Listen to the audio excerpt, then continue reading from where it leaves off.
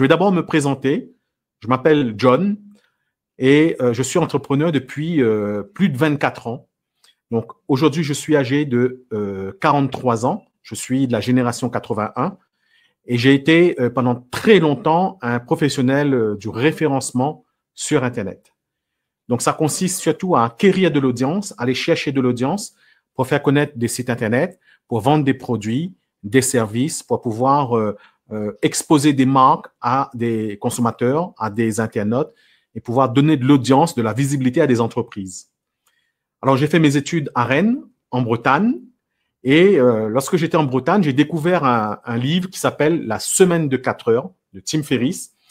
J'avais pas fait très attention à ce livre-là. J'en avais entendu vaguement parler. Et puis, dans les années 2012, 2013, c'est là que j'ai commencé à m'intéresser un peu plus en profondeur à la gestion du temps. Alors, à cette époque, moi, j'étais associé dans une agence conseil en stratégie digitale. Et j'avais des associés, on faisait des réunions et je me suis rendu compte que les réunions n'étaient pas si productives que cela. C'est-à-dire que vous avez des collaborateurs qui viennent aux réunions, qui n'ont pas préparé la réunion, qui ne savent pas de quoi on parle, alors qu'on a une secrétaire qui avait préparé la réunion, qui avait envoyé des éléments pour pouvoir organiser au mieux la réunion. Donc, on a des gens qui viennent aux réunions, mais qui ne sont pas vraiment concentrés, qui ne sont pas productifs, qui ne sont pas attentionnés, qui sont là juste pour faire passer le temps. En France, c'est tout à fait normal puisque vous avez des personnes qui travaillent sur un contrat de type CDI, par exemple.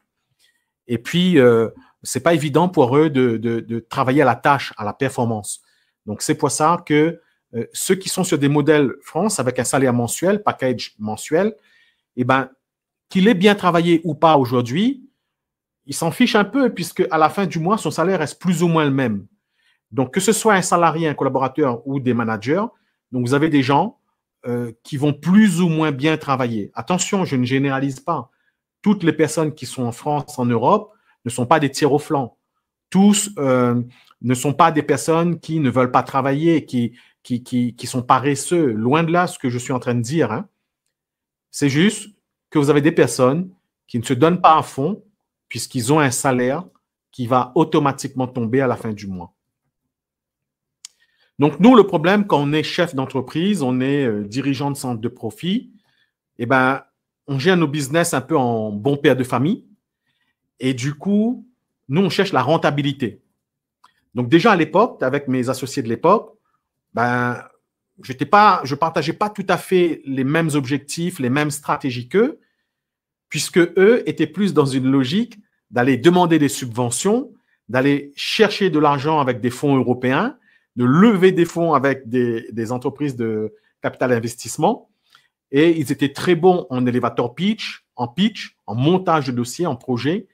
Moi, j'étais plus dans l'idée de dire, il faut qu'on ait une entreprise qui puisse vivre d'elle-même avec un produit et un service, qui puisse grandir par elle-même, qui puisse viscéralement naître par elle-même, grandir, croître par elle-même. Dans le sens où, si demain, on n'a plus de subventions, plus d'aide financière du gouvernement, de l'État, ben, il faut que l'entreprise puisse elle-même avancer, réussir, sans l'aide de l'État, se débrouiller tout seul. C'était plutôt ça mon objectif. Alors, cette façon de faire n'est pas opposable aux personnes qui sont là pour chercher des financements, aller chercher de l'aide de l'État, l'aide du gouvernement, de l'Europe, de la BPI, des banques, etc. Vous avez des entrepreneurs qui sont basés sur ce modèle-là et ils savent le faire, ils sont très bons. Et vous avez des entrepreneurs qui sont différents, qui n'ont pas le mindset pour être dans la partie aller chercher des sous. Donc, vous avez des entrepreneurs aussi qui peuvent faire les deux. Donc, moi, je suis plus dans la partie où je suis un petit artisan, un petit entrepreneur qui avance avec un produit. J'allais dire un vrai produit. Un produit qui est propre à l'entreprise et je suis autonome dans mon entreprise. Je ne dépends pas des fonds de l'Europe, de la BPI, des banques, des investisseurs, de l'argent des autres. Je mets en jeu mon argent. Si je perds, c'est mon argent et je prends en main mon destin et donc je prends des risques par rapport à ça. Alors, à ce moment-là, donc, je me suis fait éjecter de mon entreprise, éjecter de ma boîte, puisque je ne partageais plus les mêmes idées que mes associés. Que je salue au passage, s'ils passent sur cette vidéo. Les gars, ils ont été très, très bons dans ce qu'ils ont fait. Ils ont été vraiment très bons. Ils ont détecté que je n'étais pas l'homme clé de l'entreprise, puisque si on est vraiment bon dans une entreprise, ils n'auraient jamais pu me virer de la boîte. Donc, si on réfléchit, s'ils m'ont viré, c'est qu'à un moment donné, j'étais pas si bon que ça. On ne vire pas quelqu'un qui est essentiel à la boîte. Je le vois aujourd'hui, j'ai 22 collaborateurs. Je me suis encore séparé d'un collaborateur récemment. Il regardera probablement cette vidéo dans les semaines à venir. Quand quelqu'un est essentiel à une entreprise, il n'est pas renvoyé de la boîte. On ne se sépare pas de lui. Donc, si on s'est séparé de quelqu'un, même si la personne pensait qu'elle était essentielle, elle ne l'était pas au final. C'est pour ça que je demande aussi à mes collaborateurs d'être des hommes clés, des femmes clés dans l'entreprise. Alors, vous savez, les amis, sur Internet, sur LinkedIn, sur YouTube, sur tous les réseaux sociaux, je surfe quand même pas mal.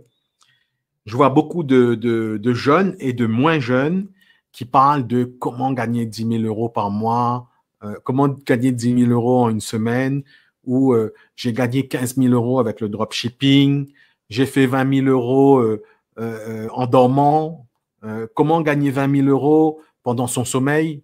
Alors, quand je vois tout ça, je suis très heureux pour les gars qui arrivent à faire ça. Mais en même temps, ça me fait sourire parce que on dirait quand même des escrocs et un peu des mensonges. Donc, je ne vous accuse pas d'escroquerie, les gars. Si vous arrivez à faire 20 000 euros en dormant, je suis content pour vous et c'est bien. Et c'est aussi bien que vous en parlez sur les réseaux sociaux. Il n'y a pas de souci là-dessus. Mais le problème, c'est que des fois, dans nos entreprises, dans notre parcours d'entrepreneur, on ne parle pas aussi assez des ratés, des loupés, des échecs. Il y a des choses terribles qui se passent dans les entreprises. Il n'y a pas qu'à chaque fois on gagne de l'argent, on gagne de l'argent. Souvent, on perd de l'argent, on perd son entreprise, on tombe en dépression, on se retrouve seul en tant que chef d'entreprise. Il y a des moments où on a 0 client. Il y a des moments, même ceux qui sont en France, ils peuvent dépendre de l'aide publique de la France, du RSA, des aides sociales. Ils peuvent aussi se retrouver sans maison, perdre leur famille, sombrer dans l'alcoolisme pour certains, etc.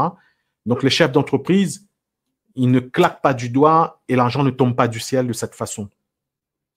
Donc, moi, en 2016, en 2014, je me fais éjecter de ma boîte. Je ne comprends rien à ce qui se passe. Mais dans mon esprit, je me dis, la prochaine boîte que je vais avoir, d'abord, je n'aurai pas d'associés. Je ne veux plus d'associés. Et ça, c'est un choix qui m'est propre. J'ai des partenaires premium, des partenaires business, mais je ne veux plus d'associés. Je veux avoir la main mise sur l'ensemble de ma société, de mon business, de mon périmètre. Et j'arrive à avancer de cette façon sans dépendre d'un associé, un homme ou une femme. Le problème des associés, c'est que aujourd'hui, on avance bien. Vous connaissez l'associé. Et l'associé peut avoir un mindset qui change dans les jours et les semaines à venir. Et même si son mindset ne change pas, l'associé peut bien divorcer, se marier, déménager, avoir des enfants. C'est-à-dire que l'associé a sa vie qui change. L'associé que vous avez connu en 2010 n'est plus le même en 2013. L'associé que vous avez connu en 2020 peut ne pas être le même en 2025. L'associé divorce et se marie avec une dame, par exemple. Vous ne connaissez pas cette dame. La dame ne vous connaît pas. Ce n'est pas votre amie. Elle n'a pas créé une entreprise avec vous. Donc, elle peut, d'une certaine façon, expliquer à son mari que elle ne vous trouve pas si efficace dans l'entreprise et progressivement inciter son conjoint à vous virer aussi. C'est une possibilité. Et quand ça arrive, vous pouvez avoir les contrats les meilleurs du monde, vous serez viré, ça, il n'y a pas de souci. Hein. Vous pourrez porter plainte, vous pourrez aller en justice, prendre un juriste, faire appel, mais vous serez quand même viré, on vous obligera à revendre vos parts. Donc, je me suis dit, plus d'associés, et j'ai voulu donc gérer ma boîte comme moi je le veux. Et je me suis inspiré de Tim Ferriss sur le livre « La semaine de 4 heures ». Alors, évidemment, le titre de ce livre est trompeur. On ne peut pas gérer un business, faire une semaine de travail en travaillant seulement 4 heures. C'est ce qu'on appelle un titre putaclic. Donc, c'est fait pour vous intéresser au livre. Le concept de Tim Ferriss, c'est de se dire, revoyons notre notion au temps. Revoyons si on est efficace dans ce qu'on fait. est-ce que dans une journée de travail, je passe 10 heures au boulot?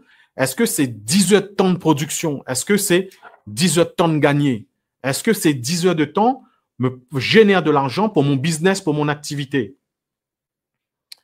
Alors souvent, vous savez, sur 10 heures de temps, on arrive le matin à 9 heures, 10 heures au bureau. On n'a pas la même énergie à 9 heures, 10 heures qu'à 17 ou 18 heures ou 20 heures au bureau. Donc, notre énergie va avoir un flux montant et descendant. Des fois, on peut être fatigué. Des fois, on peut rencontrer des collègues à la machine à café, à la salle de repos. On peut aussi avoir un ordinateur qui rame ou des fenêtres qui ne s'allument pas. Vous avez un rendez-vous avec des clients, les clients ne sont pas au rendez-vous. Vous avez une conf call, mais vous n'entendez pas la personne d'en face. Ça vous fait entrer dans une improductivité. Donc, vous êtes improductif. Vous n'êtes pas productif. Donc, l'idée de Tim Ferriss, c'est de dire, allons revoir notre rapport au temps. Allons voir qu'est-ce qui me fait gagner de l'argent, qu'est-ce qui me fait perdre de l'argent dans une journée.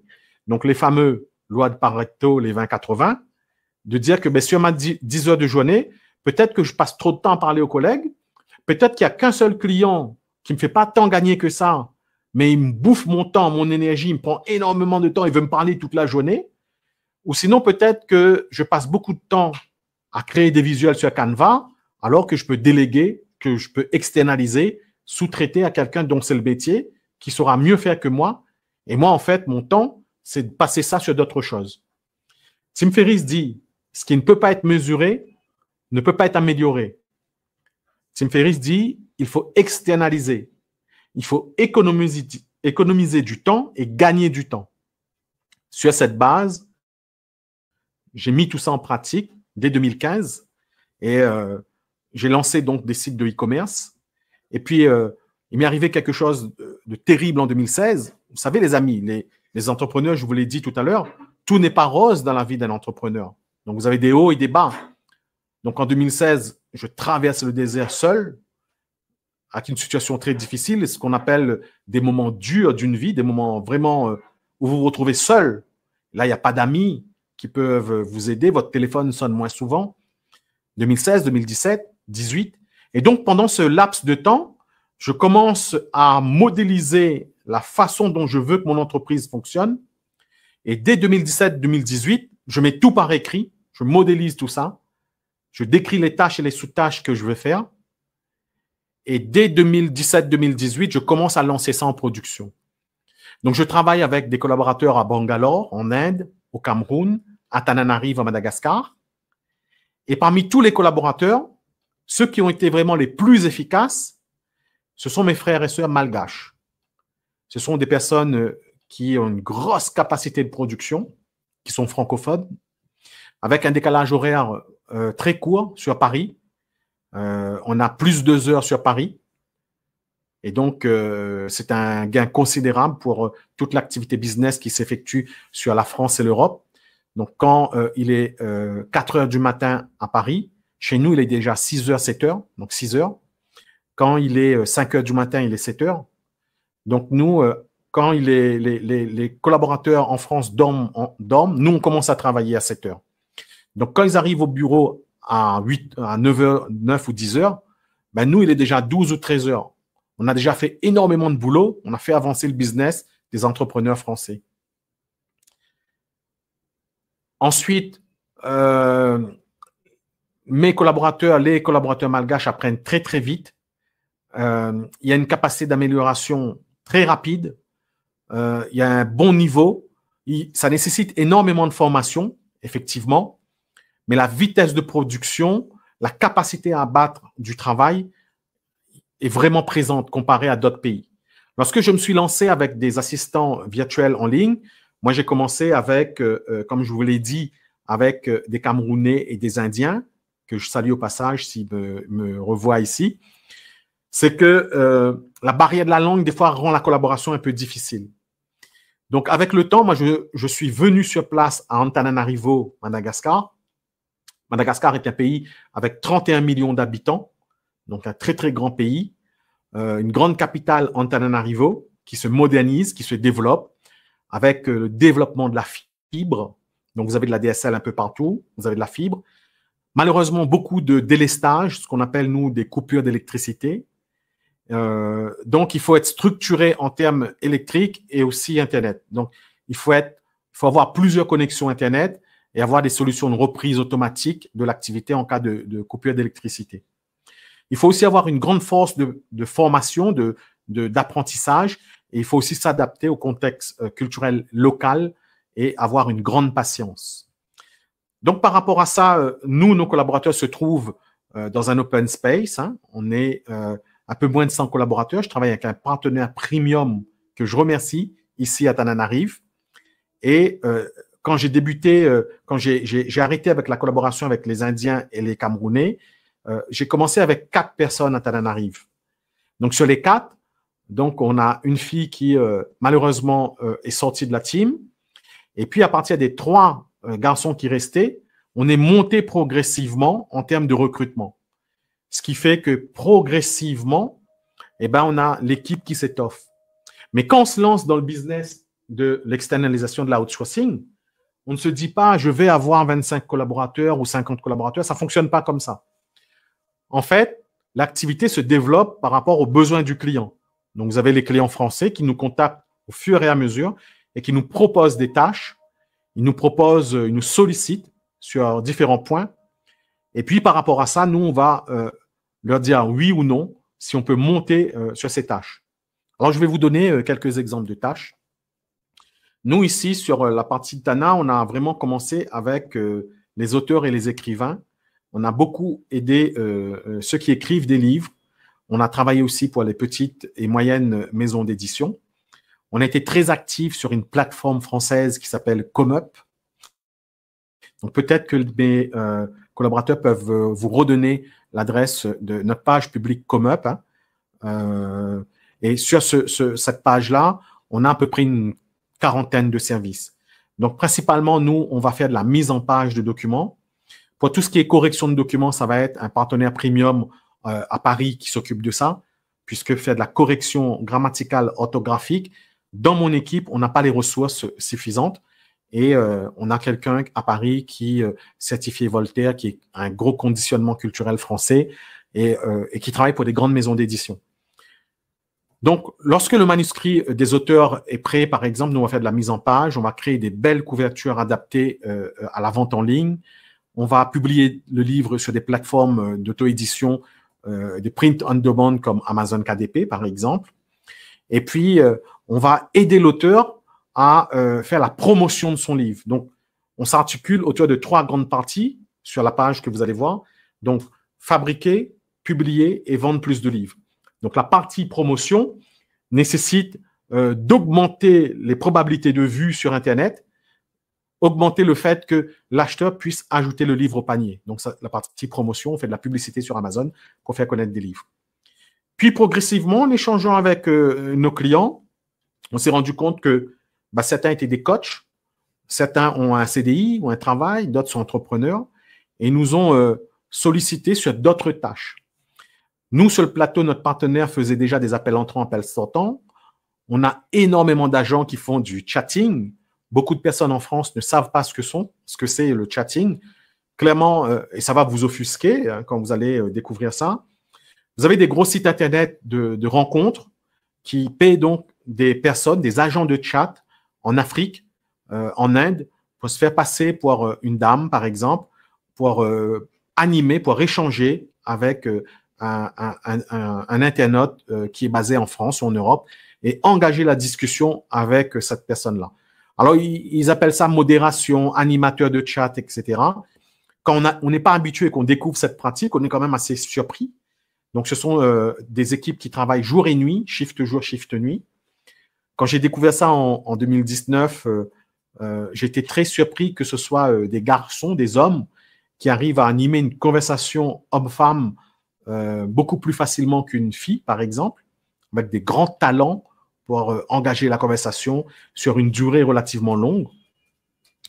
Et puis, notre partenaire faisait déjà des appels entrants, appels sortants. Nous avons repris aussi cette partie-là.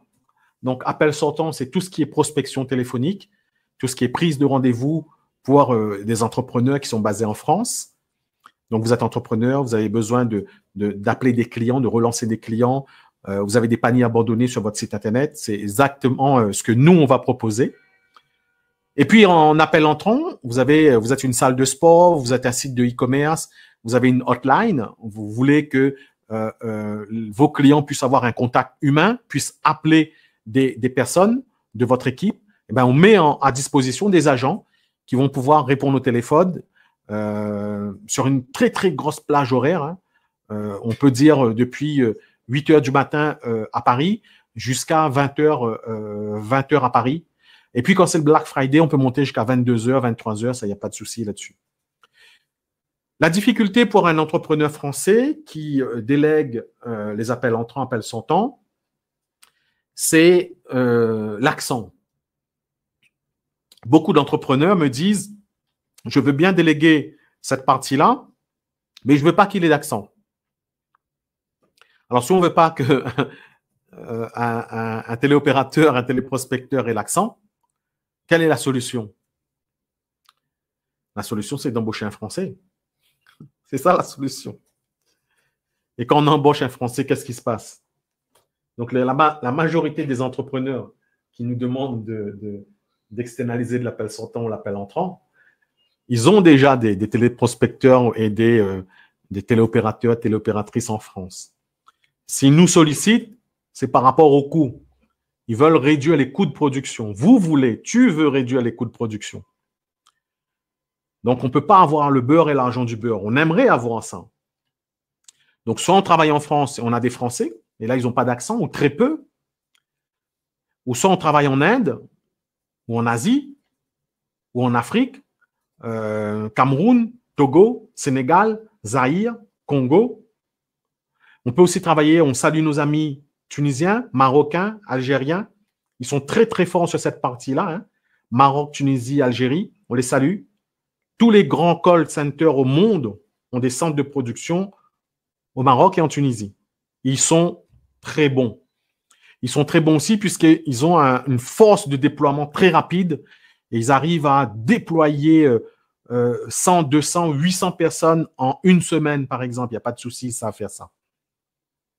Tout ce qui est CPF, tout ce qui est vente en ligne de formation, OPRO, etc., les leaders qui ont appelé énormément de personnes en France là-dessus, ça a été les Marocains, les Tunisiens. Nous, on a essayé à l'agence, hein, et là, je m'adresse aussi à mes collaborateurs qui sont derrière la caméra, en 2021. Et je salue mon partenaire premium qui regardera cette vidéo aussi. On a embauché 15 personnes et on les a mis dans une petite salle. Ils ont fait des appels entrants, appels sortants. Qu'est-ce qui s'est passé? Eh bien, il faut faire les calculs de ratio, les indicateurs de performance. Ils font voir est-ce que ces collaborateurs qui font des appels sortants, ils ont la capacité de vendre? Est-ce qu'ils ont du rendement? Est-ce qu'ils ont du chiffre sur une semaine, 15 jours, 1 mois, 2 mois, 3 mois, 4 mois? Est-ce qu'ils arrivent à remplir les chiffres? Donc là, on s'est rendu compte que sur le CPF, il y avait énormément de personnes qui étaient déjà sur ce créneau-là. Et donc, le marché était déjà saturé. Les gens en France en ont marre de recevoir des appels pour du CPF ou de l'OPCO. Et quelques mois ensuite, la législation française a été mise en place, ce qui fait qu'il y a eu de plus en plus de contraintes sur le CPF. Nous, avant que ça arrive, on avait levé le pied. Avec mon partenaire premium, on a dit on arrête les dégâts. On faisait de la vente, mais on n'avait pas de très bons indicateurs. Et puis, dans ce milieu aussi, et je salue tous les escrocs qui nous regardent aussi, hein, il y a énormément d'escrocs au CPF qui font travailler les gens pour rien. Et pas dans le domaine que du CPF. On parle de l'énergie, tout ce qui est rénovation énergétique de bâtiments, énormément d'autres trucs. Vous savez, il y a énormément, et là, je suis avec mon collaborateur Mirad, qui est derrière l'écran hein, et qui sourit. Tous les jours, toutes les semaines, on a des escrocs qui nous appellent, plus ou moins, pour essayer de nous proposer une collaboration sur de l'appel entrant, appel sortant. Peut-être pas toutes les semaines, mais dans le mois, on en a un minimum 2 ou 3. Mais c'est des plans foireux. Donc, on a eu des personnes qui ont essayé de nous faire vendre des voitures achetées en Allemagne. On a eu des gars qui veulent nous faire appeler des gens pour vendre du trading. Alors, tout ce qui est conseil à l'investissement, ça, c'est réglementé, les amis. On a des gars, ils veulent nous faire animer des canaux Telegram, nous faire animer de champs WhatsApp, je ne sais pas quoi. On a des plans foireux qu'on ne peut pas accepter, même si c'est bien payé. Alors là, on analyse, on regarde. souvent, ce que je fais aussi, je dis, les gars, nous, on est d'accord pour vous aider. Ben, montrez-moi votre cabis. Les gars, ils n'ont pas de cabis, ils n'ont pas de sirette ou ils vous donnent des plans foireux. Donc, on dit au revoir, on ne travaille pas avec ces gens-là. Donc, on a arrêté le CPF. Et il y a l'année dernière, on a été sollicité par un partenaire premium France, un client premium, qu'on salue aussi au passage. Alors lui, on avait déjà un client dans le domaine de l'assurance, courtier en assurance. On gère les appels entrants pour un courtier en assurance. On le salue aussi s'il tombe sur cette vidéo. Et donc là, on a eu un courtier qui nous a fait confiance sur de l'appel sortant pour de la téléprospection, télévente. Donc là, on va passer sur du lead payant. On est en train de générer nos propres leads par nous-mêmes. Et on arrive donc à émettre des appels. Et ainsi, on arrive à vendre du Altis, du Neolian, du April, etc. Et ça, on va émettre des appels tous les jours. Je salue donc les télécommerciaux qui travaillent avec nous. Je salue aussi Miss, qui est responsable de la partie des appels sortants. Et tous les jours, on va prospecter donc des personnes qui ont demandé à recevoir des devis payants, des devis tout court, hein, des demandes de comparatifs de mutuelles. On appelle énormément de seniors, tout en respectant la législation française. On appelle aussi des actifs. Et là, moi, je suis content parce que on n'avait pas de très bons chiffres l'année dernière. Et on commence à avoir des chiffres très intéressants en ce mois de janvier. J'ai encore fait le reporting hier avec mes équipes et on a une très, très, très bonne évolution des chiffres, notamment sur le mois de janvier. Donc, on va voir comment ça va évoluer encore dans les prochains mois. Je crois que dans cette partie-là, l'un des secrets, c'est pouvoir aussi générer ces leads par soi-même. Alors, souvent, on est aussi contacté pour faire de la vente par téléphone. Et là, je signale tout le temps à mes interlocuteurs qu'on n'est pas de très bons vendeurs au téléphone.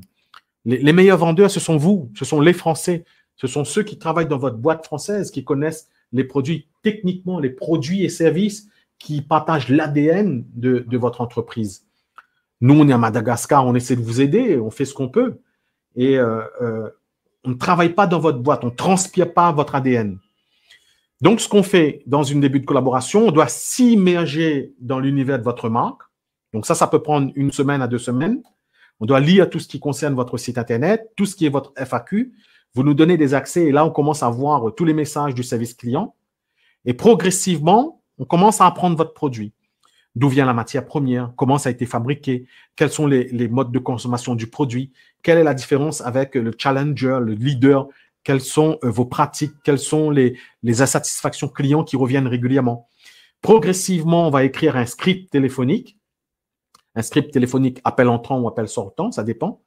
Et puis progressivement, selon notre rétro-planning et le déploiement de la production, eh ben, on va commencer à émettre des appels pour vous. Et on va être plus dans une phase avant-vente. On nous appelle maintenant les setters, tout ce qui est la partie setting. On va faire de la téléprospection et de la prise de rendez-vous téléphonique pour des commerciaux seniors. Donc là, on va appeler, par exemple, des hypermarchés et des supermarchés pour leur proposer de gérer leur recrutement. Donc ça, un recrutement de cadre, poste-cadre en produits frais, chef de rayon poissonnerie, chef de rayon marée, boulangerie, produits frais, etc. C'est des postes à haute valeur ajoutée. On éprouve des difficultés dans le recrutement de ces métiers. Et donc, nous, on va échanger avec les directeurs de supermarchés et hypermarchés et on va prendre un rendez-vous pour un commercial senior. Les commerciaux seniors, ils sont tous basés en France dans les entreprises, chez nos clients. Et donc, on remplit le calendrier, l'agenda de nos entreprises françaises. On leur envoie du lead par rapport aux appels qu'on a fait pour eux auparavant. Ces derniers temps, on a beaucoup de jeunes, je dirais, 25 ans, 26, 27 ans, 28 ans, qui se lancent dans le SMMA. Tout ce qui est agence média, agence de création de site Internet, agence de référencement, community management. Et là, on a vraiment énormément de personnes qui se lancent là-dessus. Donc, pareil, on a une stratégie pour pouvoir appeler les entreprises. Il ne suffit pas uniquement de pomper une vulgaire liste de fleuristes sur Internet ou de garages, par exemple, ou peu importe, de restaurants. D'ailleurs, ils veulent tous appeler des restaurants sur Paris. Alors, les Parisiens restaurateurs, ils doivent être saturés d'appels. Oui, bonjour, je vous appelle pour créer un site Internet. Ils doivent être vraiment fatigués de ça. Donc, il y a maintenant plusieurs façons pour extraire des bonnes adresses, notamment sur Google Maps, sous différentes combinaisons, différents critères pour pouvoir toucher les meilleures entreprises. Nous, avant d'appeler ces entreprises, on va aller visiter le site Internet, on va aller visiter la page Facebook, on va aller voir un petit peu comment se déroule le community management, comment le site est optimisé, quel est le trafic du site, quelle est la performance technique du site. Et on va appeler les responsables de ces entreprises. Il y a une façon très particulière pour pouvoir les aborder, puisque vous avez aussi la barrière secrétaire. Et on va leur dire qu'on ne se connaît pas. On a visité le site Internet ce matin. Nous, on travaille pour des entreprises du même domaine qu'eux. Eh bien, on a noté des choses intéressantes sur leur site Internet, mais on a aussi noté des petites choses qui pouvaient s'améliorer. Donc là, on propose au gars, si ça l'intéresse, de prendre un rendez-vous téléphonique pour qu'on puisse lui présenter notre travail. Généralement, ils sont contents, présentés comme ça. Et c'est à ce moment-là que nous, on prend rendez-vous pour le closer, celui qui va closer la vente, qui va être un spécialiste du closing, donc de la transformation du prospect en une vente finale. Donc, c'est toute une chaîne de valeur qu'on va installer dans le business. Et donc, les entreprises françaises vont nous déléguer une partie du business. Donc là, on parle de process outsourcing. On va prendre un petit bout du process, ou des fois, on va prendre des chaînes de process et on va gérer toute cette partie-là pour les entreprises françaises. Donc, on intervient dans le domaine du e-commerce. On fait des appels entrants, appels sortants. On gère des bases de données de production. Et de plus en plus, là, on a de plus en plus d'acteurs du e-commerce, des coachs dans le domaine du développement personnel, dans le domaine du développement spirituel, qui nous sollicitent pour avoir une mise à disposition d'un agent complet. Eux, ce qui les intéresse, c'est d'avoir quelqu'un qui va travailler pour eux dans un pays où c'est moins cher. Sauf qu'eux, ils ne connaissent pas comment gérer cette personne-là. Souvent, ils ont déjà eu une expérience sur des sites comme Upwork.com, Fiverr, Malte, et quelquefois, ça s'est mal passé, ça a foiré. Et du coup, ils sont un peu échaudés de recommencer l'opération, ils sont un peu attristés, ils sont un peu choqués de ça. Et c'est à moi, c'est à nous, chez Pod Tout Digital, de vous rassurer, de te rassurer, pour te dire qu'il y a une façon de travailler avec des collaborateurs à Tananarive. C'est pas simple, ça s'apprend. Moi, j'ai pris plusieurs années pour apprendre à comment gérer, comment diriger des collaborateurs. Il y a une façon de le faire. Dans mon équipe, dans la partie où je gère, donc j'ai nommé des directeurs. Les directeurs maintenant travaillent directement avec les personnes qui gèrent. Et j'apprends tous les jours. La semaine encore dernière, j'étais en train d'apprendre des nouvelles choses. Aujourd'hui, j'apprends des nouvelles choses encore avec mes collaborateurs qui ont organisé cette diffusion de LinkedIn. Donc, tout à l'heure, on avait essayé des choses, des filtres et tout. Et on s'est rendu compte que finalement, ce petit micro-là, au niveau de la qualité du son, c'était pas si top que ça. Alors, je vous présente mes excuses, nos excuses. Et lors du prochain chat, du prochain live, je pense que ça sera mieux. Et on améliorera les choses au fur et à mesure. Alors, je ne sais pas si on a des gens qui sont en direct live, qui posent des questions. Je ne sais pas s'il y a une façon de voir les personnes qui sont connectées. Et je me pose aussi la question, est-ce que le live sera enregistré? Et peut-être plus tard, ils pourront visionner cette vidéo-là. Donc, comme il n'y a pas énormément de questions, je vais continuer un petit peu à expliquer ce qu'on fait, pourquoi on le fait et comment on le fait. Alors, ces derniers temps, comme je le disais, on a de plus en plus de personnes qui nous sollicitent pour une mise à disposition de collaborateurs. À Madagascar, vous avez de très, très gros call centers, centres d'appel, centres de relations clients. Donc, on parle de ADM Value, par exemple. On parle de Outsourcia. On les salue au passage s'ils passeront sur cette vidéo. Et on a aussi de très gros centres de BPO, Business Process Outsourcing. Je pense à nos confrères de Vivetic, par exemple, un gros groupe malgache. Je ne sais pas s'il y en a d'autres qui peuvent être cités. Et à Tananarive, il y a énormément de sociétés dans ce domaine-là. Et sur la partie call center, le gouvernement malgache est en train de mettre en place un certain nombre de mesures, un nombre de formations aussi, pour aider la jeune population à acquérir des compétences pour réaliser de l'appel entrant et de l'appel sortant. Donc, dans les années à venir, la population, les plus jeunes, seront encore mieux armés et équipés pour pouvoir avancer sur ces sujets-là.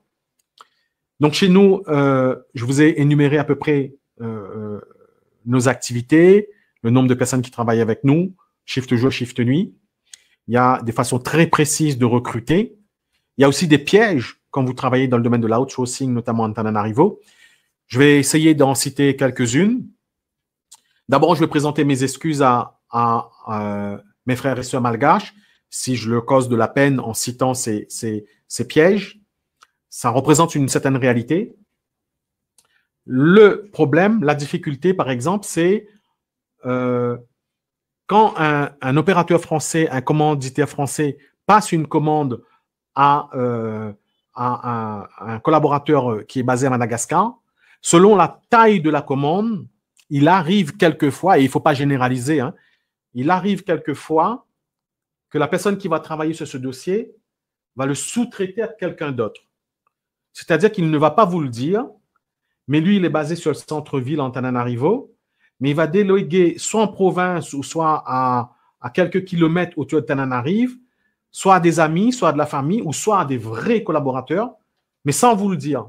Sauf que vous, donneur d'ordre, vous ne voulez pas et vous n'avez pas envie que votre travail soit délégué. 1, parce que c'est confidentiel. 2, par éthique. 3, par principe.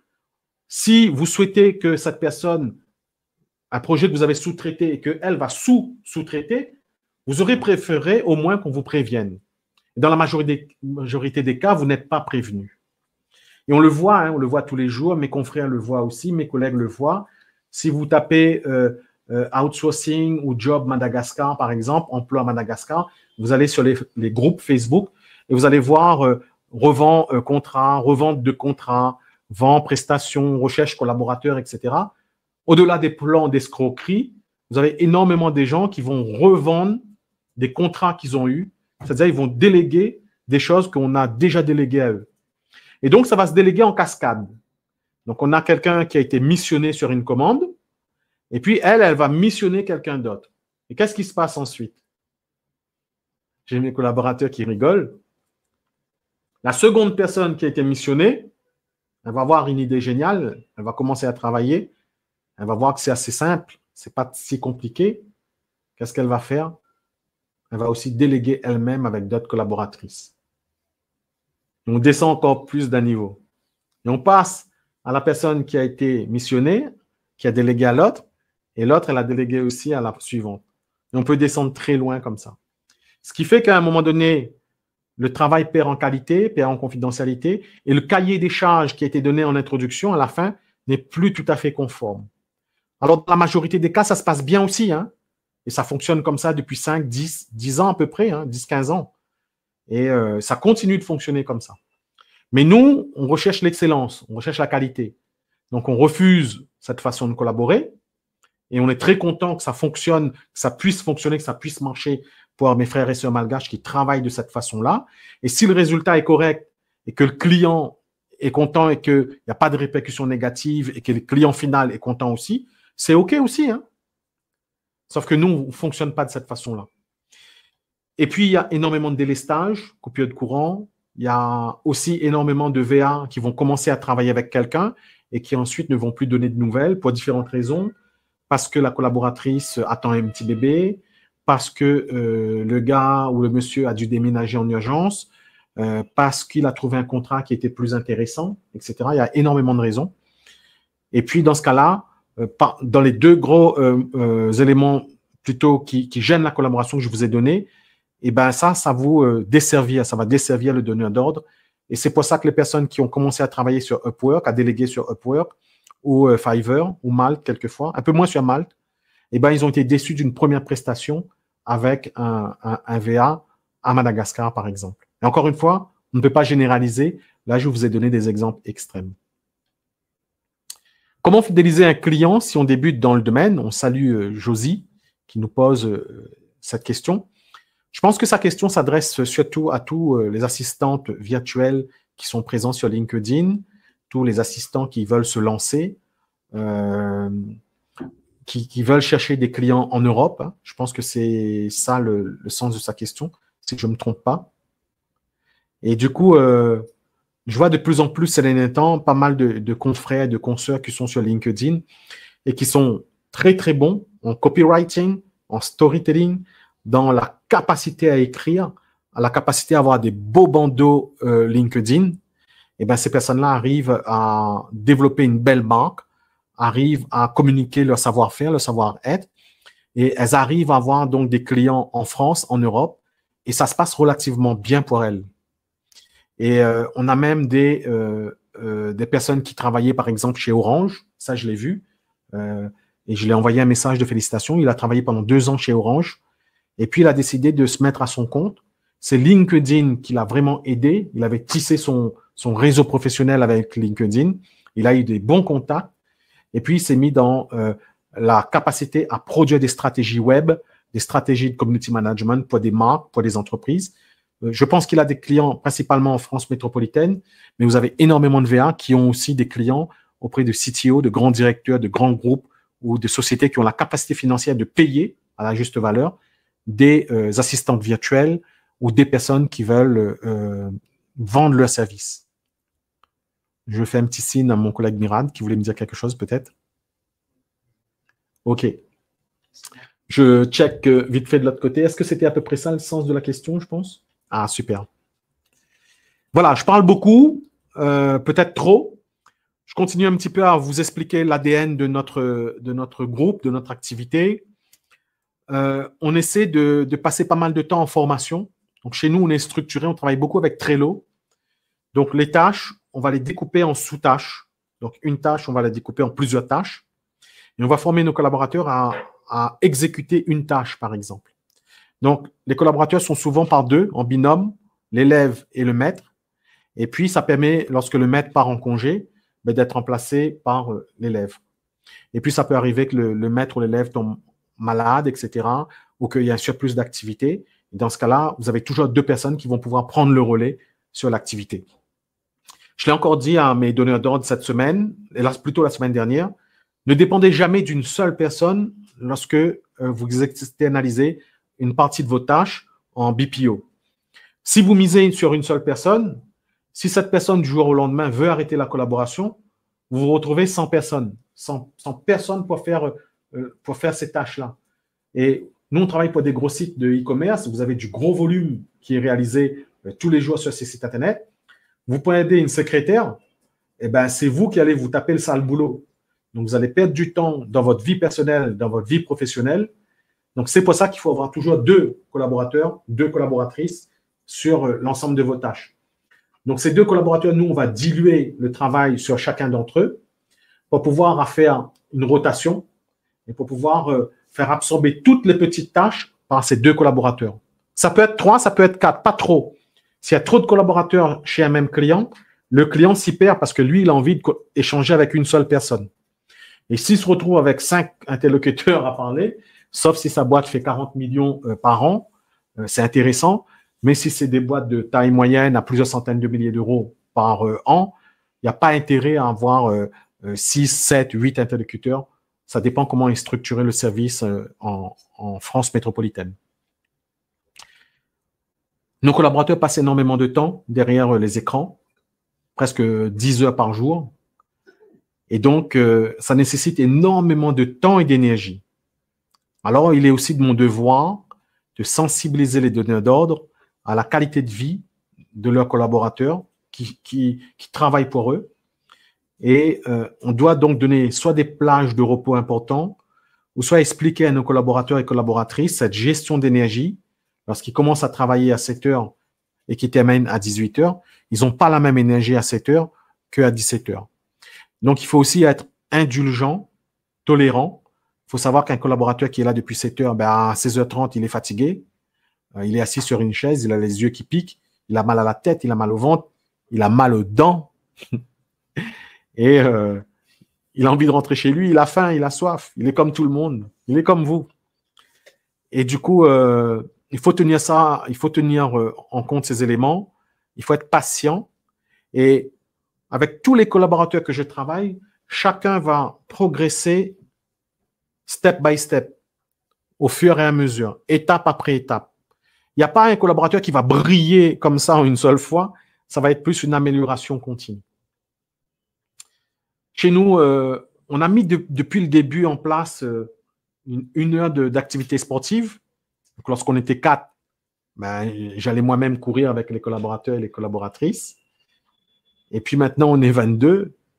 Et avec l'équipe de Patrick, etc., eh ben, on ne peut pas aller courir avec 22 personnes ensemble simultanément. Donc, généralement, ils font une marche rapide. Ça permet pour eux d'échanger. Certains font quelquefois du basket. On a commencé l'année dernière, et on ne le fait pas assez, un petit peu de méditation de pleine conscience, laïque. On a commencé à le refaire un peu plus cette année, une fois par semaine. On ne le fait pas toujours. Ça apporte de la sérénité à nos collaborateurs et ça leur permet de s'installer dans le calme également. Au niveau de la facturation, toi qui regardes cette vidéo, je t'invite à me contacter sur LinkedIn en privé, à me poser la question. Généralement, je ne donne pas de tarif comme ça grand public. En fait, si tu es intéressé pour externaliser, déléguer, eh ben, tu m'envoies une vidéo Loom. En fait, tu filmes tout simplement ton écran, le nombre de tâches, les tâches que tu souhaites déléguer. Tu me dis, John, mais en fait, moi, j'ai envie de déléguer cette partie-là. Cette partie-là, je le fais déjà en France ou je vais la garder parce que je vais être proche de mes clients. Par contre, les petites tâches, ceux-là, j'aimerais bien que tu m'aides. Ben, vous filmez votre écran avec Loom. Je ne sais pas si mes collaborateurs peuvent laisser le lien de loom.com. Et puis, vous m'envoyez le lien Loom directement dans ma messagerie privée sur LinkedIn. Et moi, je vous répondrai avec grand plaisir. On approche de la fin de ce premier live LinkedIn. J'ai pris beaucoup de plaisir à le faire. C'est un exercice difficile pour moi. C'est la première fois que je parle pendant 49 minutes derrière une vidéo. Ça fait longtemps que je n'ai pas fait ça. Je remercie encore une fois, avec toute ma gratitude, les collaborateurs qui m'ont aidé à réaliser cette interview, cette auto-interview, ce live plutôt, à la réalisation RAD, en assistant réalisation Eric, en coordinateur MIRAD, avec en gestion de projet Josie, et à tous mes autres collaborateurs qui sont au bureau en ce moment, qui sont en train de produire de l'activité pour tous les clients. Je crois que ce matin, j'avais quitté, on était à 25 commandes en cours. Ça, ce sont les commandes ComeUp. Je crois que mes collaborateurs ont laissé aussi le lien ComeUp. C'était 25 commandes. En moins de 2 ans, on a livré plus de 1350 commandes, si je me souviens bien. Et puis, on a des clients qui nous travaillent aussi en direct de plus en plus. Et je les salue aussi pour leur confiance, pour leur patience. Ça arrive qu'il y ait des petits couacs sur certains projets non bloquants, mais ça peut arriver. Je voudrais aussi remercier toi qui as regardé cette vidéo jusqu'à maintenant. Peut-être qu'à un certain moment, tu m'as trouvé répétitif, ennuyant, chiant, etc. Donc, je te présente aussi mes excuses. Et ce sera avec joie que j'échangerai avec toi en privé pour poursuivre cette discussion, si cela est possible et si tu le veux bien. Je vous dis au revoir et on va essayer de refaire un live une prochaine fois, toujours peut-être avec une meilleure qualité de son et avec une structuration un peu plus poussée. Je vous souhaite beaucoup de bonnes choses et que la force soit avec vous.